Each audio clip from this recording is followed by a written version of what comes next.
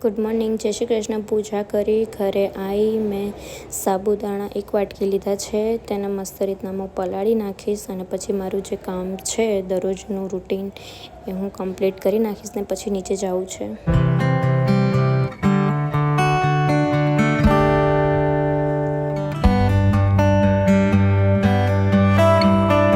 ઉપર આવીને મેં સાબુદાણાનો બધો મસાલો તૈયાર કરી રાખ્યો છે. એના અંદર રાઈ જીરું નાખી દીધું છે. હવે એના અંદર હિંગ અને કઢી પત્તા, મરચાં અને ટમેટાં નાખી દઈશ અને થોડાક એને સોફ્ટ થવા દઈશ અને આખા ભાગા બી નાખીશું. તેનાથી આમ સારો ટેસ્ટ આવશે. તે થોડા સોફ્ટ થઈ જાય પછી એના અંદર હળદર, ચટણી અને ધાણા જીરું નાખી દીધું છે મેં. અને હવે સાબુદાણા નાખી દઈશ અને પછી આ ખાંડેલા બી નાખ્યા છે અને ધાણા સાથે સર્વ કરી નાખો. Okay, by.